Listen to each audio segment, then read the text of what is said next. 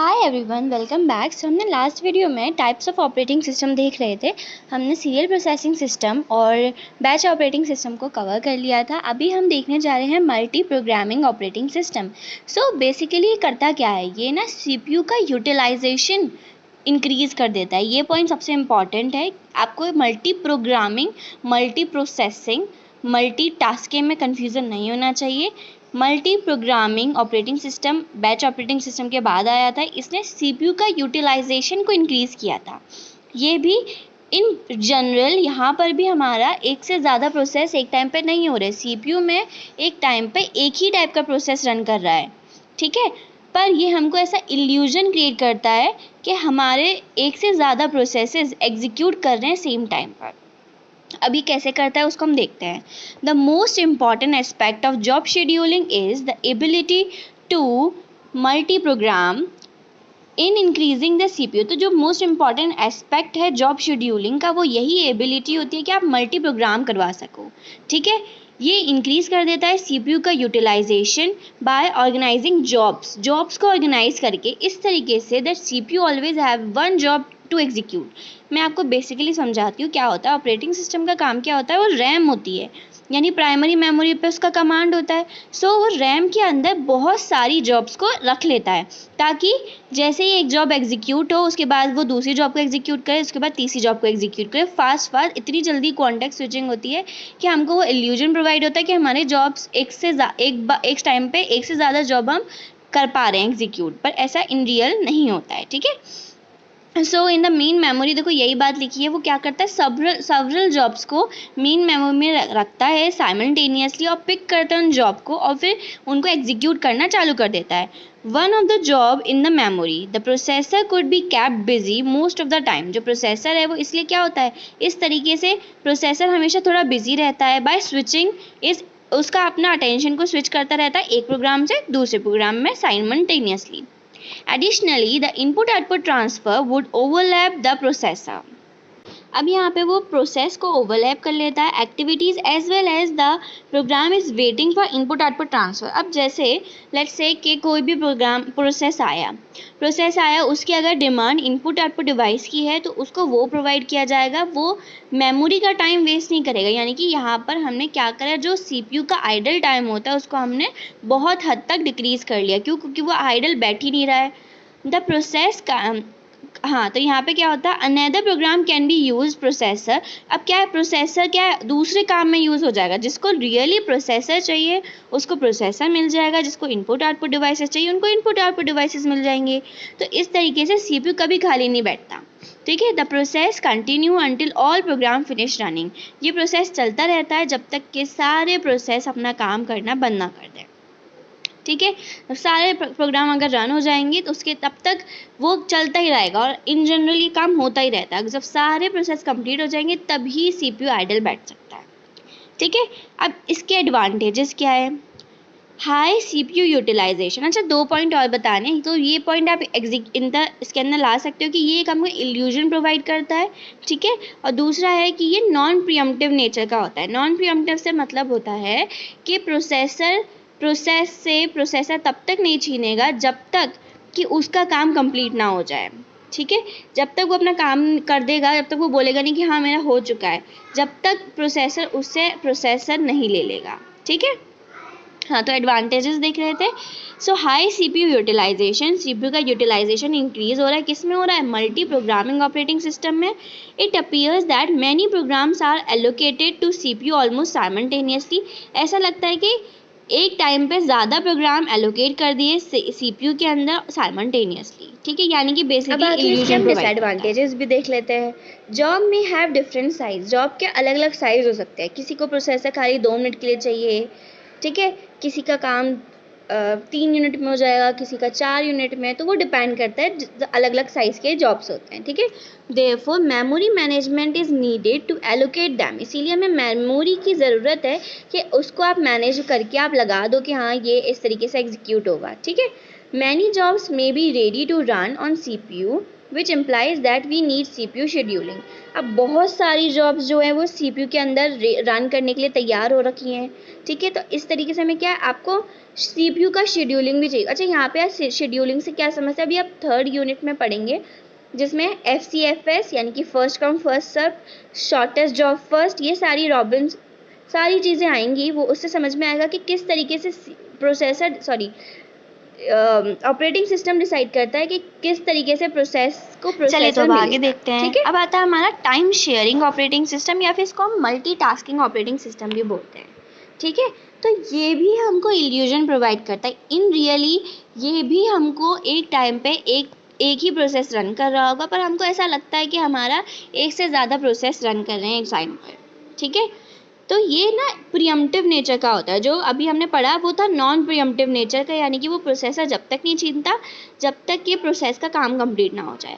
पर ये pre-emptive nature का है। इससे मतलब क्या है कि ये प्रोसेस को एक थोड़े लिमिटेड टाइम के लिए ही प्रोवाइड करेगा, कि ये जैसे उसने डिसाइड कर रखा है 2 यूनिट के लिए मैं प्रोसेस दूंगा सबको, तो वो 2 के बाद वो स्विच कर जाएगा, 2 के बाद स्विच कर जाएगा। अगर मैं इसको एग्जाम्पल से समझूँ तो हम खाना है, अगर कोई खाना बांट रहा है तो अगर एक रोटी इस तरीके से सबको पास कर दिया। ऐसा नहीं है कि पहले कोई सर्व करते रहो जब तक कि वो नहीं खा पाएगा तब तक दूसरे पे नहीं जाएंगे। वो हो गया non pre-emptive nature.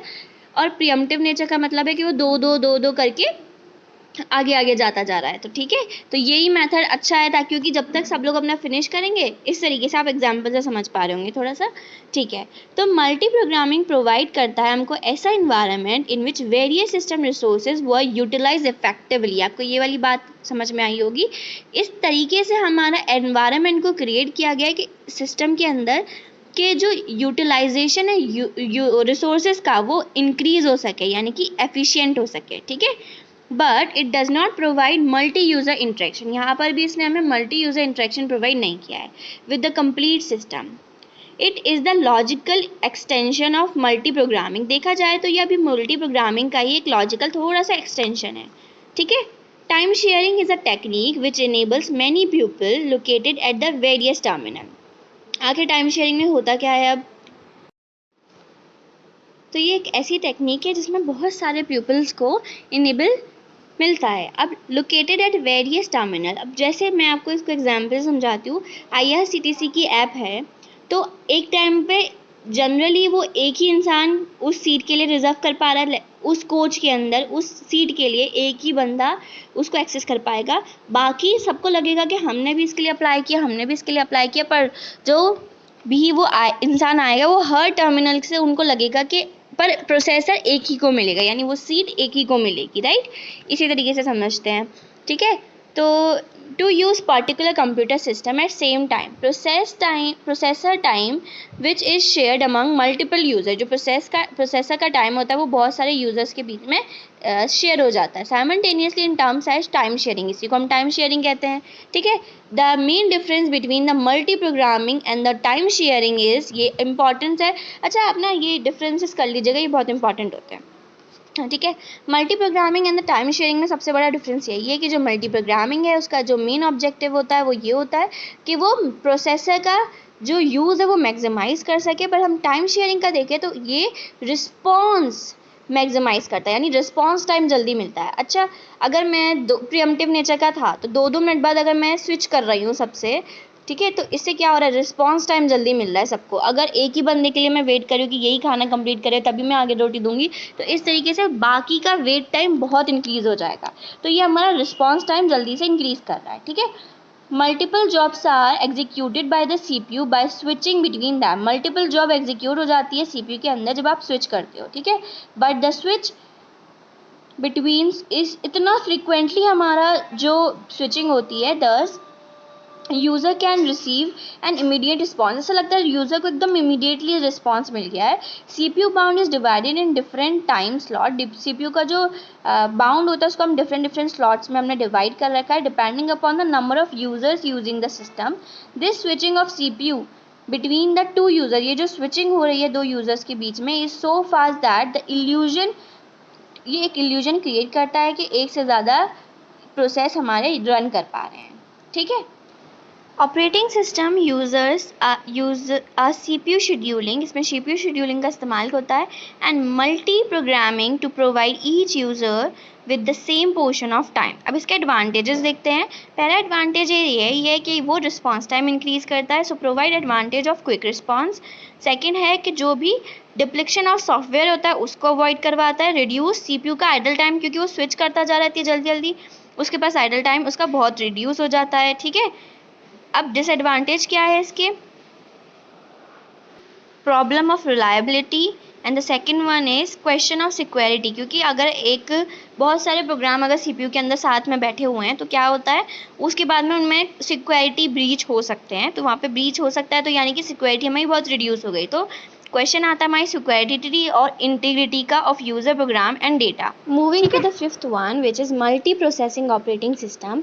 A multi processor operating system is that has more than one processor. ये रियल पैरेललिज्म है, यहाँ पे एक से ज़्यादा प्रोसेस एक टाइम पे रन कर रहे हैं इन जनरल। ठीक है, सो अ मल्टी प्रोसेसर ये है जहाँ पे एक से ज़्यादा प्रोसेसर होते हैं एक बोर्ड पर इन द कंप्यूटर सिस्टम, यानी प्रोसेसर हमने इंक्रीज कर दिए। They execute independent streams of instruction simultaneously. Independently अलग अलग इंस्ट्रक्शन को रन कर रहे होते हैं। They share the system bus. यहाँ पे ये लोग सिस्टम बस का मतलब कितने भी प्रोसेसर्स हो पर सेम सिस्टम बस का इस्तेमाल करेंगे, सेम सिस्टम क्लॉक का इस्तेमाल करेंगे और सेम रिसोर्सेज का यूज़ करेंगे। There are two modules of multi programming system, जो होता है सिमेट्रिक मल्टी प्रोसेसिंग सिस्टम और एसिमेट्रिक मल्टी प्रोसेसिंग सिस्टम। सबसे पहले सिमेट्रिक देखते हैं। In this system, each processor executes the same copy of operating system and takes its own decision and cooperate each other with for smooth functioning of entire process। मैं इसको example से समझाती हूँ। Basically अगर यहाँ पर कोई भी कुछ भी मास्टर वगैरह नहीं है, सारे लोग अपने आप अपने काम एग्जीक्यूट कर रहे हैं। अगर काम किसी कोई फेल हो जाता है, लेट्स से कोई भी प्रोसेस फेल हो जाता है, तो बाकी के प्रोसेस है वो उसका काम कंप्लीट करवा देंगे। That's it. सिमेट्रिक में ये है। सो whereas in asymmetric multiprocessing system, in this system इसमें क्या होता है, इसमें मास्टर स्लेव वाली चीज़ होती है। एक मास्टर होता है, मास्टर ही बताता है किसको क्या काम करना है, ठीक है, और स्लेव वो काम को एग्जीक्यूट करते हैं। अगर मास्टर खराब हो गया लेट्स से, तो क्या होगा, सारे मिलके डिसाइड करेंगे नेक्स्ट मास्टर कौन बनेगा, क्योंकि इंस्ट्रक्शन ही नहीं मिल पाएगा। और अगर कोई भी प्रोसेस खराब, स्लेव खराब हो गया लेट्स से, ठीक है, तो मास्टर जो इसके जो काम मिले हुए हैं वो लोग तो अपना काम करेंगे, फिर मास्टर बाद में डिसाइड करेगा जो खराब हुआ है उसका काम कौन करेगा।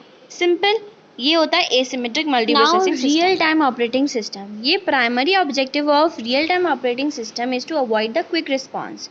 जो क्विक रिस्पॉन्स होता है उसको प्रोवाइड करने के लिए इसका काम होता है, and thus to meet the scheduling deadline. User convenience and the resource utilization are secondary. User की कन्वीनियंस और रिसोर्स यूटिलाइजेशन ये सब तो सेकेंडरी है। मेन काम क्या है कि हमें इसको, अगर ये रियल टाइम के लिए यूज़ हो रहे हैं, अगर हमने बोला कि ये चीज़ अभी इस टाइम के अंदर हो जानी चाहिए, वो बाकी कैसे भी हो रही है वो उस टाइम के अंदर हो जानी चाहिए। ठीक है, concern of this system, a real-time system has many events that must be accepted and proceed in the short time। ये short time के अंदर जो भी प्रोसेस है वो हमारा एग्जीक्यूट हो जाना चाहिए और within a certain deadline, और उस डेडलाइन के अंदर वो काम हो जाना चाहिए। Such application include rocket launching, telephone switching, equipment. अब मैं इसको एग्जाम्पल से समझाती हूँ। जैसे हमारे कार के अंदर जो एयरबैग्स होते हैं, अगर कोई एक्सीडेंट होता है तो उनको एक प्रॉपर लिमिट बताइए कि अगर आपको ये प्रेशर फील हो तो उसके बाद उसको खुल जाना चाहिए, तो वो रियल टाइम चीज़ का आ चुका है। ठीक है, यानी कि उस टाइम पे वो खुल जाने चाहिए, नहीं तो क्या है, उसका कोई यूज़ है नहीं है, फिर तो वेस्टेज है। अगर इंसान को लग जाती है फिर तो उसका होना या ना होना एक ही बराबर हो गया। ऐसे ही बहुत सारी रियल टाइम जहाँ पे हमें ऐसी सिचुएशंस आती है वहाँ पे हमें RTOS की ज़रूरत पड़ती है। Real time system is classified into 2 categories. ये 2 तरीके की होती है, soft real time operating system और hard real time operating system. Soft में क्या होता है, if certain deadlines are missing, अगर जो डेडलाइन थी, अगर ये था कि 10 सेकंड के बाद वो खुल जाना चाहिए और वो 10.15 पे भी हो रहा है, तो इसका मतलब है वो सिस्टम ही ख़राब हो चुका है। ठीक है, तो ऐसी डेडलाइन अगर मिस हो जाती है तो क्या होता है, failure but it performs degrade. अब वो उसकी जो परफॉर्मेंस है वो डिग्रेड हो चुकी है, जो एक्सेप्टेड नहीं है। In this use restrictive types of real time system where critical real time system task get priority, यानी कि एकदम critical real time जो task होते हैं उनको priority soft real time operating system में मिलती है, and retain the priority until its computers. ठीक है, अब आता है completed होना चाहिए. ठीक है, hard real time operating system if any deadline is miss, मतलब अगर थोड़ा सा हम यहाँ पर डिले ना कर सकते कि ठीक है थोड़ा सा डिले में अगर एक्सेप्टेड है हमें, ठीक है, system will fail the work does not work properly. अगर हल्का सा थोड़ा सा अगर 10 सेकंड पे खुलना था और 10.5 पे भी हो गया, ऐसी सिचुएशन में अगर हो रहा है कि अगर 10 सेकंड का कोई डिफरेंस आ जाए हमें कोई प्रॉब्लम नहीं है ना. अगर लेट से कोई टैब खुलना था, वो खुलना चाहिए था 10 सेकंड में, अगर वो 10.25 पे हो जाएगा वो काम हम वो फील भी नहीं होगा हमें, तो वो एक्सेप्टेड था. ठीक है, तो वो hard real time operating system में आ जाते हैं. सो बेसिकली डिफरेंस क्या होता है, सॉफ्ट रियल टाइम के अंदर जो टॉलरेंट जो होता है डिले वो एक्सेप्टेड ही नहीं होता है, बट हार्ड रियल टाइम में थोड़ा बहुत एक्सेप्टेड होता है. ठीक है, आप रियल टाइम ऑपरेटिंग सिस्टम और यानी कि soft real time operating system और hard real time operating system में डिफरेंस चेक कर लीजिएगा एक बार. ठीक है, अब हम नेक्स्ट वीडियो में देखेंगे मल्टी थ्रेडिंग ऑपरेटिंग सिस्टम.